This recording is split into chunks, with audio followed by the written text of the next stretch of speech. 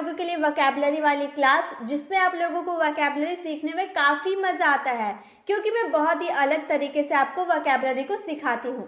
तो चलिए आज के इस वीडियो में हम कुछ अलग से वोकैबुलरी सीखते हैं जो अपनी डे टू डे कॉन्वर्सेशन में यूज़ कर पाए और अपनी इंग्लिश को स्ट्रॉन्ग कर पाए। तो सबसे पहला हमारा वर्ड है इंसैन। इंसैन, यहाँ पे उच्चारण आप देख सकते हैं ताकि इसका प्रोनाउंसिएशन आप अच्छे से कर पाए। इंसैन, इसका हिंदी मीनिंग होता है पागल या फिर बावला, जिसको हम पागल बोलते हैं ना, कभी क्रेजी बोलते हैं, कभी मैड बोलते हैं। तो उसे हम अलग तरीके से क्या बोल सकते हैं, इंसैन भी हम बोल सकते हैं। किसी को पागल बोलने के लिए हम इंसैन का भी यूज कर सकते हैं। इसके सिनोनिम्स होते हैं मैड। मैड यानी कि पागल, ये तो अब सब जानते हैं, मैड यानी कि पागल। क्रेजी यानी कि पागल, बावला। बैटी यानी कि पागल, पता था आपको, बैटी यानी कि पागल। तो यहाँ पर हम मैड और क्रेजी का मतलब जानते थे कि पागल होता है, लेकिन आज हमें क्या पता चला, इंसैन का मतलब भी पागल होता है और बैटी का मतलब भी पागल होता है। तो हो गई ना अच्छी बात कि एक वर्ड को हम क्या क्या बोल सकते हैं हमें पता चल गया। तो यही चीज मैं आपको हर वर्ड में सिखाती हूँ। हर वर्ड का सिनोनिम्स होते हैं, अपोजिट वर्ड होता है, एग्जाम्पल होते हैं, हिंदी मीनिंग होते हैं, बहुत सारा आपको सीखने को मिलता है। अगर हम इसका अपोजिट देखने जाए तो अपोजिट क्या होगा, सैन। इंसैन का अपोजिट होगा सैन। इसका भी मैंने उच्चारण लिख रखा है ताकि आप इसका प्रोनाउंसिएशन अच्छे से कर पाए। सैन, इंसैन का अपोजिट सैन। इसके एग्जाम्पल होते हैं ही इज इंसैन, वह पागल है, या फिर आप इंसैन का यूज ना करके आप क्या बोलिएगा, ही इज मैड। आप बहुत यूज करते होंगे, ही इज मैड, वह पागल है। ही इज क्रेजी, वह पागल है। ही इज बैटी, वह पागल है। तो बस एक वर्ड को हम लोग कितने तरीके से बोल सकते हैं। कभी सेन का यूज कर दे, कभी मैड का यूज कर दे, कभी क्रेजी तो कभी बैटी। तो हम चार का यूज आसानी से कर पाए। और भी बहुत सिनोनिम्स होते हैं, मैंने तो बस इतना ही आपको दिया ताकि आपको समझ में आए। पहले आप इतना याद कर लो, फिर मैं कभी और वीडियो में आप लोगों के लिए और भी लाती रहूंगी, आप लोगों को पसंद आए तो इसी तरह से आप सभी पेज का स्क्रीनशॉट लेते चले ताकि आप इसे याद कर पाए कि इंसान का मतलब भी पागल होता है, मैड का मतलब भी पागल होता है, क्रेजी का मतलब भी पागल होता है और बैटी का मतलब भी पागल होता है। और इसका ऑपोजिट होता है इंसान का ऑपोजिट सैन, मैड का ऑपोजिट सैन, क्रेजी का ऑपोजिट सैन, बैटी का ऑपोजिट सैन। यानी कि इन चारों का ऑपोजिट तो एक ही रहेगा, सैन। और भी बहुत सारे ऑपोजिट होते हैं, मैंने तो सिर्फ एक ही आपको बताया। आप लोगों को अच्छा लगा तो आप लोग कमेंट में जरूर बताइएगा ताकि मैं आप लोगों के लिए और भी लाती रहूंगी। तो इसका ऑपोजिट हम लोगों ने देख लिया, एग्जाम्पल हम लोगों ने देख लिया, ही इज इंसैन, वह पागल है। तो इस तरह से आप इसका यूज आसानी से अपने डे टू डे कॉन्वर्सेशन में कर सकते हैं। चलिए अब आगे देखते हैं। अब है प्रोफाउंड। प्रोफाउंड, यहाँ पे आप अच्छे से मेरे साथ बोल बोल कर प्रैक्टिस कीजिए। बोलिए प्रोफाउंड। प्रोफाउंड यानी कि गहरा या फिर गंभीर। प्रोफाउंड यानी कि गहरा या फिर गंभीर। सिनोनिम्स होते हैं डीप। डीप का मतलब भी गहरा होता है, ये तो आप बहुत अच्छे से जानते होंगे। सटल, यहाँ जो बी आपको दिख रहा है ना, इसका उच्चारण नहीं होता है। क्यों नहीं होता है, क्यों हम इसका उच्चारण इस वर्ड में नहीं कर रहे हैं, इसका अगर आपको जवाब चाहिए तो मैंने ए से लेकर जेड तक कौन कौन से लेटर साइलेंट होते हैं उसकी वीडियो मैंने बना रखी है।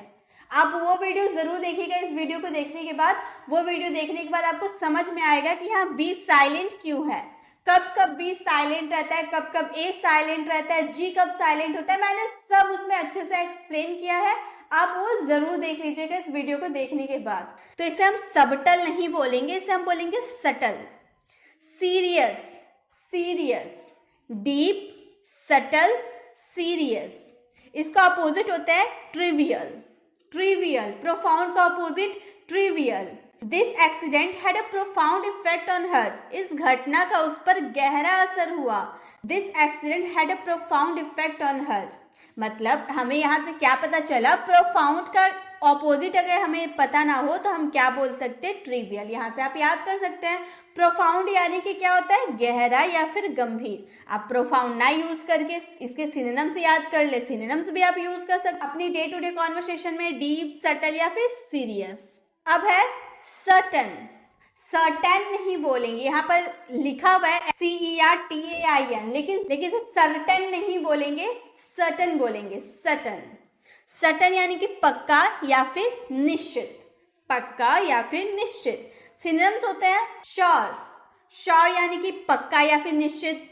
Positive, convince, sure, positive, convince. Opposite होता है डाउटफुल, मतलब संदेहपूर्ण।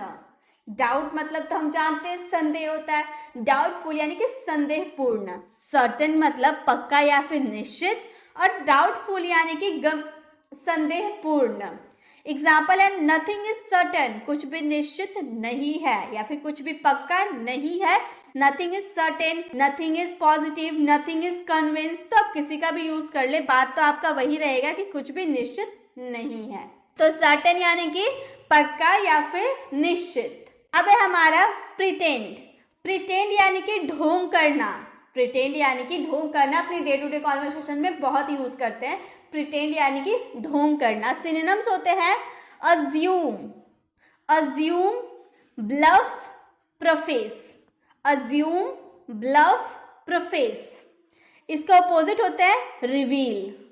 प्रिटेंड का ऑपोजिट रिवील।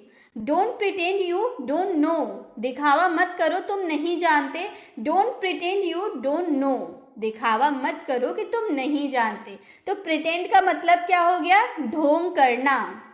तो गाइज इसी के साथ अगर आपको वीडियो अच्छी लगी तो वीडियो को लाइक जरूर करें। अगर आप चैनल पर नए हैं तो चैनल को सब्सक्राइब भी जरूर करें, क्योंकि ऐसे ही वीडियो आप लोगों को मिलती रहे। आगे बढ़ते हैं। अब है परस्यू। परस्यू, परस्यू यानी कि पाने की कोशिश करना, कुछ पाने की कोशिश करना। सिनोनिम्स होते हैं attend, seek, go after. Attend, seek, go after. Opposite होता है गिव अप यानी कि त्याग देना। परस्यू यानी कि पाने की कोशिश करना और गिव अप यानी कि त्याग देना। I want to pursue a career in Bollywood, मैं बॉलीवुड में अपना करियर बनाना चाहती हूँ, मतलब बॉलीवुड कुछ हासिल करना चाहती हूँ। I want to pursue a career in Bollywood. Pursue यानी कि पाने की कोशिश करना। अब है रेक्टिफाई। रेक्टिफाई यानी कि ठीक करना या फिर सही करना। कुछ गलत हो जाता है ना तो हम उसे ठीक करते हैं, सही करते हैं, तो हम सही करना को हम रेक्टिफाई भी बोल सकते हैं।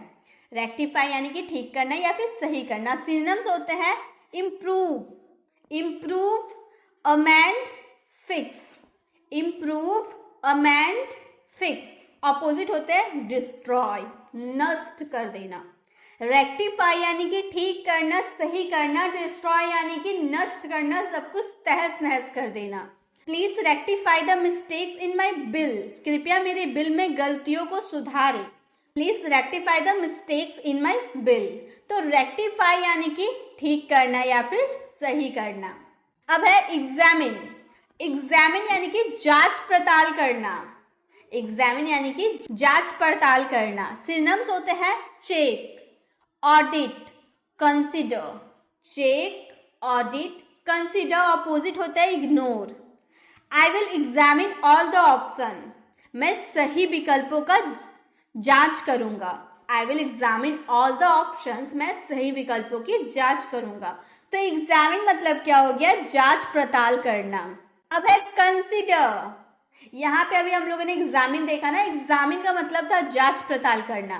कंसिडर का मतलब भी जांच पड़ताल करना हो सकता है, विचार करना हो सकता है, ध्यान रखना हो सकता है, या फिर गौर करना। जांच पड़ताल करना या फिर गौर करना, बात एक ही है।